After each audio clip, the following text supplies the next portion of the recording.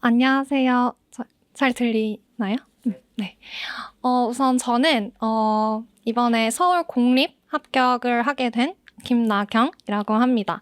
저는 공부 기간은 1년 되었고요. 그래서 1년 동안 공부 열심히 유석쌤 1차 컬이 따라서 1차 공부하고 이제 합격을 너무나도 감사하게 할 수 있었습니다. 저는 점수 일단 궁금하실 것 같아서 제 점수는 85점이에요. 85점이어서 이번에 서울 컷이 82였는데 플러스 3점 해서 1차를 합격하고도 정말 조마조마한 상태로 이제 2차 공부를 했고요. 이제 제가 1년 공부를 했지만 제가 대학원을 졸업을 했는데 논문을 쓰면서 이제 좀 시간이 남아서 그냥 시험을 한번 쳐봤어요. 24년도에. 근데 이때는 공부를 안 하고 시험을 그냥 쳤어서 이때 점수는 이제 이건 순 제 영어 실력인 거죠. 아무것도 이제 공부하지 않은 상태로 했을 때의 그 점수는 66점이었습니다. 이거 약간 궁금하실 것 같아서 네, 제가 적어 드렸는데 제가 이제 관광시험이라고 저희가 하죠. 그냥 공부 안 하고 보는 시험을. 이 시험을 보고 느낀 거는 굳이 내가 내용학적으로 지식이 많지 않아도 풀 수 있는 게 꽤 있네? 라는 점을 제가 이때 느꼈거든요. 그래서 혹시 이 영상을 보고 계신 분들 중에서 난 공부는 안 할 거지만 그냥 시험 한번 볼까? 하는 생각이 있으시면 진짜 적극적으로 추천드립니다. 그래서 가서 한번 시험을 보면 생각보다 풀 수 있는 문제가 많아요. 영어학도 그냥 제시문으로 풀 수 있는 문제가 요즘은 꽤 있어서 그런 식으로 연결론도 물론이고 그런 식으로 이제 그런 시험이라는 거를 느끼고 이제 유석쌤 커리를 1차 커리를 따라야겠다라는 생각에 확신을 갖고 이제 1차 커리를 따르게 되었습니다. 그래서 제가 1년 동안 점수가 그렇게 높지는 않지만 이제 1년 동안 단시간에 이제 합격할 수 있었던 주요 방법들을 이제 정말 간단히만 말씀드리고 따로 합격 순위는 올려드릴게요. 그래서 일단 첫 번째는 계속 나왔던 말인데 단어입니다. 요즘 단어 얘기 정말 많이 듣잖아요. 저는 약간 좀 단어에 대한 집착이 조금 있었어서 제가 모르는 단어가 나오는 걸 용납할 수가 없었어요. 그냥 간판에서 영어 단어를 몰라도 찾아봤고요. 그 핸드폰 꺼내서 넷플릭스 보는 거 정말 좋아했는데 미드 영드 이런 거 보는 거 정말 좋아했는데 밥 먹을 때 이러다가도 나오면 찾아봤습니다. 다 찾아보는데 생각보다 이걸 안 하시는 분들이 많아요. 그래서 이런 걸 하기만 해도 내가 모르는 거 나왔을 때 찾아보기만 해도 이게 기억에 계속 남거든요. 그래서 저는 퀴즐렛으로 그런 거 계속 정리했고 초반에 상반기 지금 이 시점에서 저는 단어 공부를 5시간에서 6시간 정도 했습니다. 그래서 이거 한 번에 6시간 절대 못 하거든요. 그래서 아침 2시간, 점심 2시간, 저녁 2시간 이런 식으로 나눠서 단어 공부를 했고 제가 잠이 별로 없어요. 이게 유일한 장점인 것 같은데 잠이 별로 없어서 그 도서관 갔다 와서 집에 와서도 새벽까지 단어 공부를 해서 상반기에는 약간 수면 시간이 막 4, 5시간 이랬어요. 그래서 그런지 하반기에 좀 아프기는 했는데 그 상반기에 단어를 정말 많이 보는 걸 추천을 드려요. 그래서 제가 단어에 대한 집착이 있다고 했잖아요. 그래서 예를 들어서 제가 네이버 영어 사전을 정말 많이 사용을 했는데 예를 들어서 sluggish라는 단어를 내가 네이버 영어 사전에 이렇게 딱 쳐보면 그 검색어에 딱 치면 그 커서를 거기 갖다 대면은 컬로케이션이 다 나와요. 뒤에 어떤 단어들이 주로 나오는지 sluggish, economy 이런 식으로 이런 것까지 저는 사실 다 봤거든요. 단위어, 동의어 이런 건 다 기본이고 예문도 정리 같이 했고 그건 스터디에서 지금 하고 계시니까 그리고 저는 또 그 단어를 쳤을 때 연관 검색어에 제가 모르는 단어가 있는 게 너무 싫어서 다 한 번씩 찾아봤습니다. 다 한 번씩 눌러보고 그거 없을 때까지 다 한 번씩 찾아봤습니다. 그런 식으로 단어를 정말 많이 공부를 하면 제가 느낀 거는 모고 시즌이 되면 글 읽는 속도가 되게 빨라져요. 제가 이제 모고 때 이제 풀면서 느낀 거는 글을 조금 빨리 읽는 편인 것 같다라는 생각이 들었거든요. 원래는 그러지 않았는데, 이전에는. 그래서 그 이유가 저는 단어 때문이라고 생각을 해요. 그래서 저는 실제로 이번 그 25년도 시험에서도 A형에서는 15분 정도 남았고, B형에서는 13분 정도가 남았어요. 한 번 다 풀고 나서. 그래서 단어 정말 열심히 하시면 좋을 것 같고, 그 퀴즐렛으로 계속 정리를 했다고 했고 상반기에는 하나의 단어를 알더라도 좀 더 깊이 아는 걸 추천드려요. 뭐 동의어 아까 말했듯이 반의어, 뭐 컬로케이션 주로 같이 나오는 뭐 뉘앙스들 그리고 하반기에는 이러한 단어의 수를 조금 늘려가면 좋을 것 같아요. 단어 양을 늘려가는. 그래서 파워 보카 말고도 저 수기 정말 많이 읽었거든요. 이 시즌에. 그 보면은 이 책은 좀 좋은 것 같다. 이 책은 별로인 것 같다 하는 책들이 나와요. 그래서 그런 것들 많이 봤고 네, 저도 따로 올려드릴게요. 제가 무슨 책을 공부를 했는지는. 그리고 이제 음성음울론을 계속 공부하게 되면서부터는 단어의 강세도 봤어요. 스트레스 이런 것도 다 봤고 네, 그런 식으로 했고 네, 그리고 이제 초수 1년 딱 단시간에 공부를 하려면 저희는 효율적으로 공부하는 게 중요하잖아요.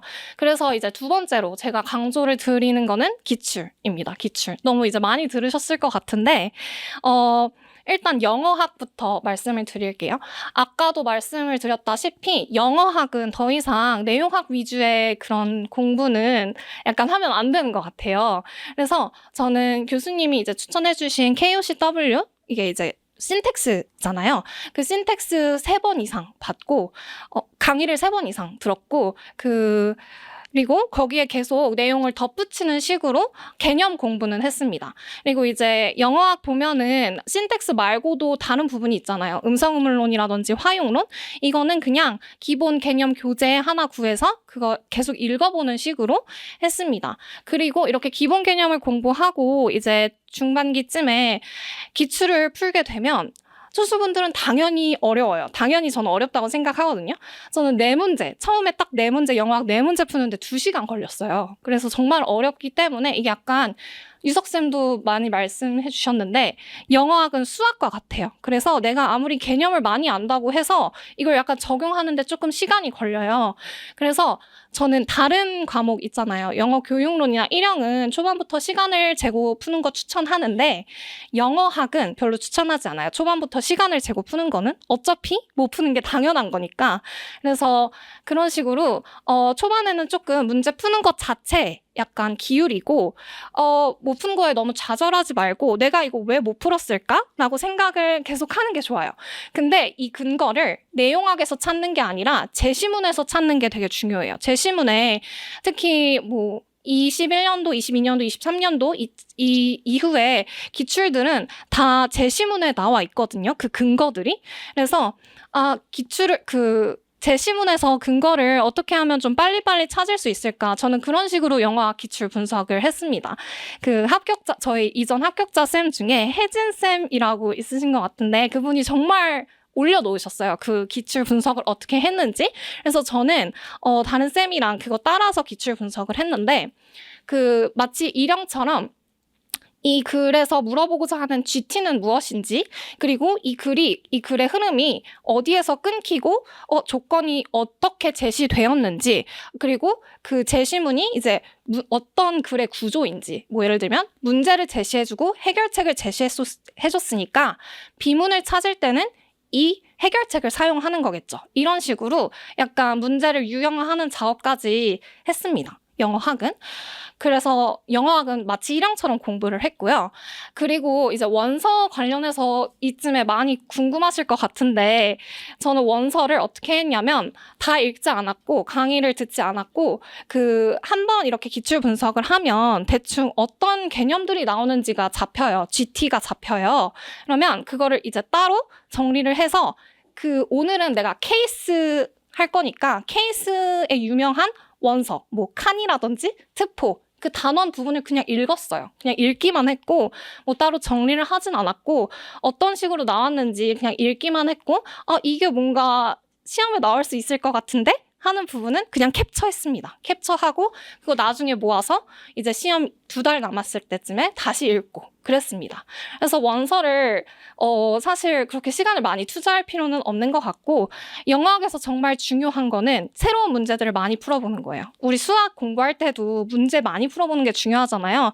그래서 뭐 문제 은행이라든지 그런 거 모고 그런 문제 많이 이제 저 정말 많이 풀어봤던 것 같아요. 이건 이제 따로 올려드릴 건데 많이 풀어보고 오답노트 간단히만 작성을 하고 네 이런 식으로 했습니다. 영어학 기출 분석과 문제 은행 이 부분은. 그리고 이러는 와중에서도 기출은 계속 돌렸어요. 기출은 계속 돌렸고, 그리고 이제 연교론 기출 분석, 연교론 공부법 관련해서는 연교론은 정말 기출만 하면 된다고 저는 생각해요. 연교론은 처음부터 끝까지 그냥 기출만 하면 된다고 생각을 하는데, 저는 어떤 식으로 했냐면 초반에 스터디를 할 때는 7, 8분, 한 문제에 7, 8분을 잡고 했어요. 7, 8분 정도 잡고 했고, 그 다음에 또 그 문제를 풀 때는 5, 6분, 그리고 4분, 3분 이런 식으로 계속 시간을 줄여나가는 연습을 했습니다. 연교론을 풀 때는. 그래서 이게 같은 문제를 계속 보는 게 의미가 있나요? 이렇게 생각을 하실 수도 있는데, 이게 연교론은 사실 저희가 제시문을 다 안 읽어도 풀 수가 있거든요. 그 필요한 부분만 딱딱 골라서 읽으면 돼요. 근데 이 약간 꼼수 같은 방법들이 많이 기출문제를 보면서 알게 되는 것 같아요. 자연스럽게. 아, 이러한 뭔가 담화 표지어가 나왔을 때는 이 사람이 이 얘기 하겠다. 그러니까 이걸 내가 근거로 가져와야겠다. 이런 게 약간 잡히는 것 같거든요. 그래서 그런 것들을 이제 많이 하기 위해서는 연결은 기출 분석을 하면 되는 것 같고, 그런 식으로 분석을 하면 되는 것 같고, 키텀은 이제 이번 25년도에서도 나왔다시피 뭔가 그렇게 어렵지 않게 출제되는 방향인 것 같아요. 계속 나왔던 개념이 나오는 것 같기도 하고, 그래서 키텀은 그냥 막판에 시간 여유 있을 때 하셔도 저는 되는 것 같습니다. 그리고 이제 마지막으로 일형을 이제 어떻게 분석을 했나, 일형 기출을 어떻게 했나, 이런 게 이제 궁금하실 수 있는데, 이런 거는 정말 이제 5, 6월에 기출 분석 강의가 열리거든요. 그때 교수님이 어떻게 하라고 다 말을 해주세요. 그래서 그거 그냥 따라하면 되고, 이제 저는 일형을 이제 할 때, 그러니까 제가 17점을 받았거든요. 24점 중에 17점을 받았는데, 제가 이제 일형을 할 때 분석을 할 때 가장 중요하다고 생각을 하는 건 저희가 응시자의 관점을 벗어나야 돼요. 응시자의 관점에서 벗어나서 출제자의 관점으로 가야 되거든요. 근데 이게 저는 기출 분석을 한 4회독 했을 때쯤에 됐던 것 같아요. 4회독? 계속 처음에는 약간 이렇게 절대 못했고 그냥 계속 응시자의 관점에서 시간 내에 빠르게 답하는 연습만 하다가 한 4회독 할 때쯤에는 약간 왜 굳이 출제자가 이 지문을 가지고 이 부분을 질문을 했을까? 약간 이런 생각을 하는 경지에 약간 올랐던 것 같아요. 4회독부터. 그리고 이거는 이제 계속 사고의 폭을 넓히는 작업이잖아요. 그래서 절대 혼자 할 수 없어요. 왜냐하면 내 사고가 틀린지 반드시 검증을 받아야 되기 때문에 이거는 다른 스터디원 분들과 같이 분석을 하는 게 좋은 것 같습니다.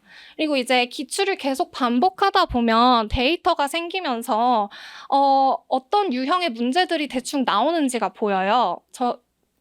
많이 이렇게 분류 작업을 하는데, 저도 이걸 했는데, 예를 들면, 컬로케이션이 중요한 기입형 문항, 혹은 positive, negative connotation이 중요한 기입형 문항, 이런 게 약간 잡히거든요. 그래서 이런 것도 결국 출제자의 관점에서 저희가 한 번 더 생각을 해보는 거잖아요. 그래서 이런 작업을 계속 거칠 수 있도록 쌤들이 기출을 좀 더 분석을 하시면 좋을 것 같습니다. 그리고 제가 그 기출 관련해서 개별 스터디를 진행을 하면서 정말 좋았던 스터디가 하나 있었는데, 이게 약간 기출 문제를 만들어보는 스터디를 했거든요. 기출 그 제시문을 바탕으로 한 4-5번 돌렸을 때, 이제 기출에 대한 윤곽이 잡혔을 때 스터디 쌤들이랑 나라면 어떻게 이 제시문을 가지고 문제를 만들 수 있을까, 이거를 했어요. 이 스터디를 했는데, 이게 정말 좋은 게, 이러다 보면 내가 만든 문제가 얼마나 하찮고 그 출제자분들이 얼마나 고심을 들여서 문제를 만들었는지가 약간 보이더라고요. 그 문제가 나올 수밖에 없는 약간 근거들이 보여서 그런 스터디가 너무 좋았고, 모고 시즌이 되면 여러분들이 되게 많이 스트레스를 받으시는데, 점수에 크게 신경 쓰지 말고 본인이 어떤 부분이 이제 부족한지, 아까 말했던 그 비속어 노트, 그 실수 노트를 꼭 만드시는 걸 추천드려요. 교수님께서 여러 번 말씀하시거든요. 그거 만들라고.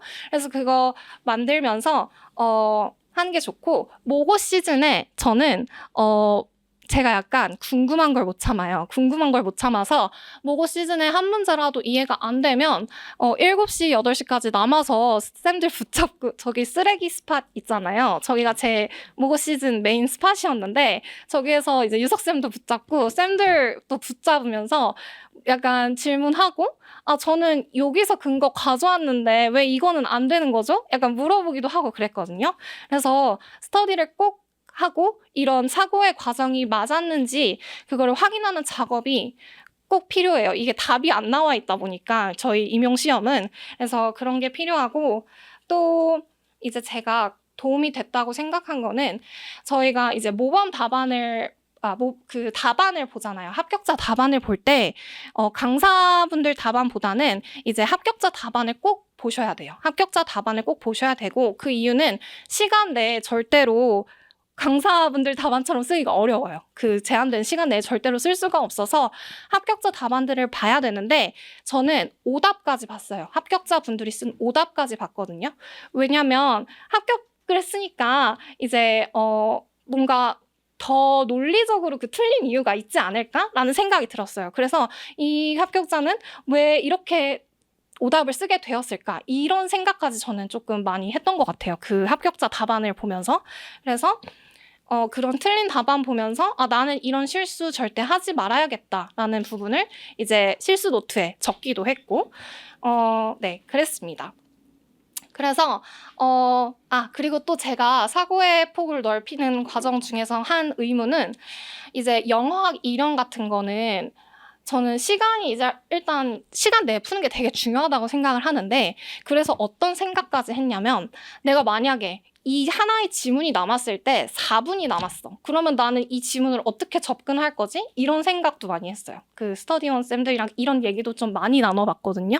그래서 보통 이런 얘기는 밥 먹을 때 많이 나눠봤어요. 그 점심시간에, 그 스터디 하기 전에 점심시간 있잖아요. 이럴 때 약간 그런 생각을 나눠보면서 좀 상상이 많은 편이라 걱정도 많고 약간 궁금한 것도 많은 편이라 질문을 막 하면서 이제 선생님들이 제시한 질문에 대답을 하기도 하면서 뭔가 논리적으로 사고하는 방법을 자연스럽게 익히는 게 되게 중요한 시험인 것 같아요. 저희 영어 임용 시험은. 그래서 저는 이 정도로 하도록 하겠습니다. 네. 끝으로 저는 쌤들이 이제 유석쌤 커리를 지금 들으려고 마음을 먹은 만큼 그리고 직강을 이제 하기로 한 만큼 다 붙으실 수 있을 것이라고 생각을 해요. 저희는 이미 다 똑똑한 사람들이라고 생각을 하기 때문에 그래서 이번 연도에 더 좋은 결과 있으셨으면 좋겠습니다. 감사합니다.